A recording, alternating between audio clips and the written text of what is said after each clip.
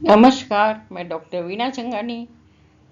आज से लगभग 100 साल पहले कलम के जादूगर मुंशी प्रेमचंद जी ने एक कहानी लिखी थी, बूढ़ी काकी। वक्त बदल गया, शादियां बदल गई, जीने के तौर तरीके बदल गए, लेकिन अगर कुछ नहीं बदला तो वो है बुजुर्गों की बेबसी और अपनों की बेरुखी। करीब 100 साल पहले जो कहानी कागज पर उतरी थी, आज वो हमारे समाज की कड़वी हकीकत बनकर हमारे सामने खड़ी है। तो आइए आज इस महान रचना के बहाने हम अपने भीतर के इंसान को टटोलते हैं। नमस्कार, मैं डॉक्टर वीना छगानी। आज प्रेमचंद की कहानी बूढ़ी काकी का कथासार। बूढ़ी काकी की स्थिति और संपत्ति का हस्तांतरण। बूढ़ी काकी एक वृद्ध और असहाय विधवा है जिनका अपना कोई नहीं है। उनके पास कुछ संपत्ति थी, लेकिन उनके भतीजे बुद्धिराम ने बड़े बड़े वादे करके वह पूरी संपत्ति अपने नाम लिखवा ली। संपत्ति हाथ में आते ही बुद्धिराम और उसकी पत्नी रूपा का व्यवहार पूरी तरह से बदल गया। काकी को भरपूर भोजन के लिए तरसना पड़ता था। वृद्धावस्था के कारण काकी की समस्त इंद्रियां शिथिल हो चुकी थी, सिवाय स्वाद के। जब भी उन्हें भूख लगती या उनकी इच्छा पूरी नहीं होती तो वे रोकर अपना दुख प्रकट करती थी। अब इसी बात को आज के संदर्भ में लेते हैं हम। आज भी अखबार और कोर्ट के मामले ऐसे उदाहरणों से भरे पड़े हैं जहां बच्चे माता पिता का फ्लैट, पेंशन, बैंक बैलेंस अपने नाम करवा लेते हैं। जैसे ही वसीयत या गिफ्ट डीड पर दस्तक होते हैं, वैसे ही बुजुर्ग माता पिता बोझ बन जाते हैं। आज कई बुजुर्गों को उनके सपने ही खरीदे हुए घरों से निकालकर ओल्ड एज होम, वृद्धाश्रम भेज दिया जाता है, या घर के कोने, बालकनी या सर्वेंट क्वार्टर तक सीमित कर दिया जाता है। भतीजी लाडली का स्नेह। घर में बुद्धिराम के दो बेटे काकी को बहुत तंग करते थे, लेकिन बुद्धिराम की जो छोटी बेटी थी लाडली, वह अपनी माँ के डर से अपने हिस्से की मिठाई और चबेना काकी के साथ बैठकर खाती थी। इसलिए काकी का लाडली से गहरा लगाव था। आज भी देखिए, आज की जो न्यूक्लियर फैमिली एकल परिवार में बच्चे जो अक्सर मोबाइल, टैबलेट, वीडियो गेम्स इन सब में व्यस्त रहते हैं, लेकिन रिसर्च बताती है कि जहां आज भी दादा दादी या नाना नानी साथ रहते हैं, वहाँ बच्चे डिप्रेशन से दूर और भावनात्मक रूप से ज़्यादा मजबूत होते हैं। आज भी बच्चों के मन में बुजुर्गों के लिए एक स्वाभाविक कोमलता होती है, बशर्ते माता पिता अपने काम की व्यवस्था के बीच बच्चों को बुजुर्गों के साथ बैठने और उनसे कहानियां सुनने का समय दे। तिलक उत्सव और काकी की तृष्णा।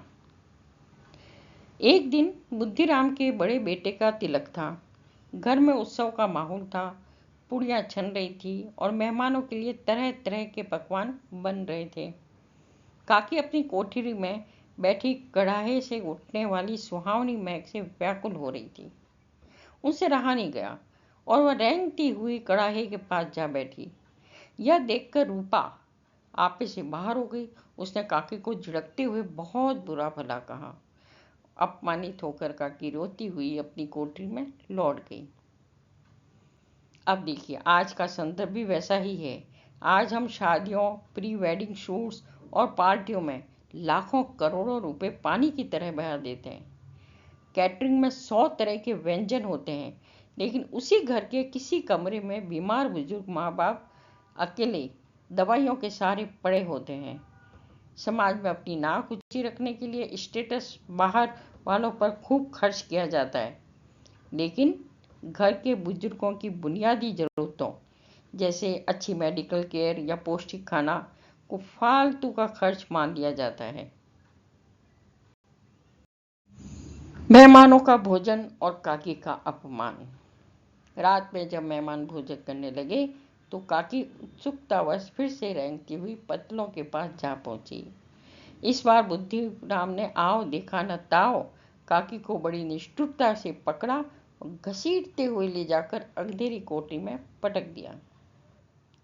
काकी शांत होकर अपनी किस्मत पर रोने लगी।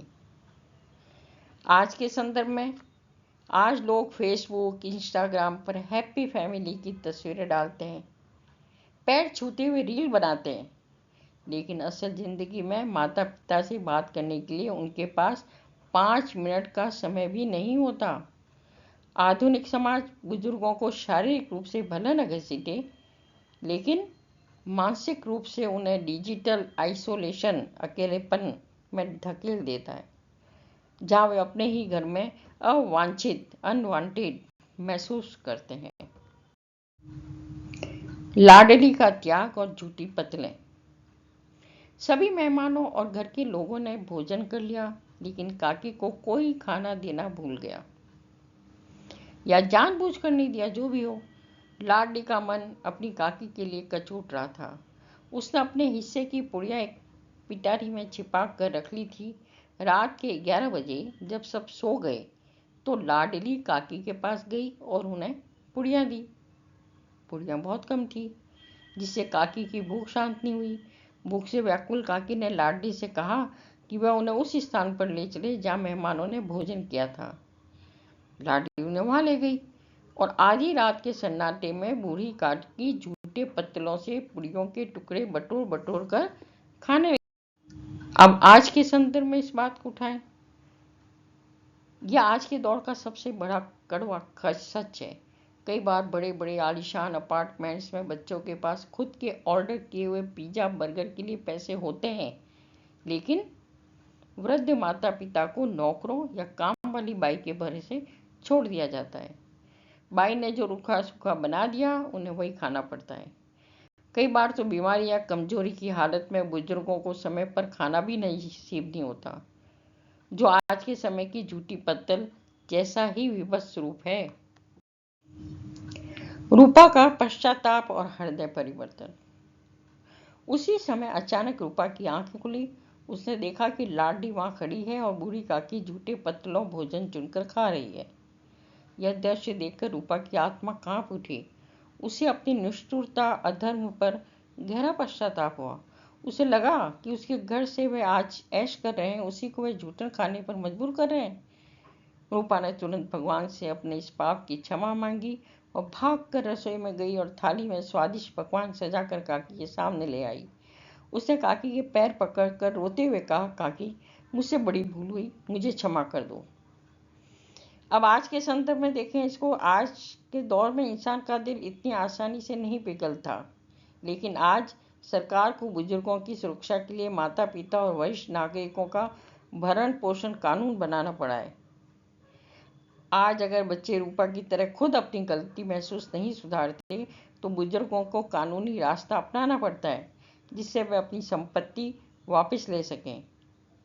हालांकि आज भी कई बुजुर्ग समाज और लोक समाज के डर से कोर्ट नहीं जाते और अंदर ही अंदर घुटते रहते हैं। कहानी का अंत बेहद भावुक है। बूढ़ी काकी सब कुछ भूलकर रूपा को आशीर्वाद देती हुई बच्चों की तरह निश्चिंत होकर भोजन करने लगती है। प्रेमचंद ने इस कहानी के माध्यम से समाज को यह संदेश दिया है कि वृद्धजन केवल सम्मान और 2 वक्त की रोटी के भूखे होते हैं। उनकी उपेक्षा करना सबसे बड़ा मानवीय अपराध है। प्रेमचंद की बूढ़ी काकी आज हमारे स्मार्ट सोसाइटी के चेहरे पर एक तमाचा है। कहानी हमें याद दिलाती है कि हम चाहे कितनी भी आर्थिक तरक्की कर लें, कितनी भी बड़ी डिग्री ले लें, लेकिन अगर हम अपने घर के बुजुर्गों को प्रेम, सम्मान और सुरक्षा नहीं दे पा रहे हैं, तो हमारी सभ्यता और संस्कृति आज भी बुद्धिराम और रूपा की तरह ही पिछड़ी और संवेदनहीन है। मुंशी प्रेमचंद जी की लेखनी की यही खूबसूरती है कि उनकी कहानियां सदियों बाद भी हमारे समाज की सच्चाई को बयां करती है। अगर आपको आज की यह प्रस्तुति और कहानी का यह विश्लेषण पसंद आया हो, तो इस वीडियो को लाइक करें, अपने करीबियों के साथ शेयर करें और साहित्य के इस सफ़र से जुड़े रहने के लिए चैनल को सब्सक्राइब जरूर करें। साहित्य और समाज के इस गहरे रिश्ते को समझने के लिए हमारे साथ बने रहिए। वीणा पानी वाणी के इस मंच पर हम ऐसी ही अनमोल कहानियाँ और विचार लाते रहेंगे। मैं डॉक्टर वीणा छंगानी आपका धन्यवाद देती हूँ। नमस्कार।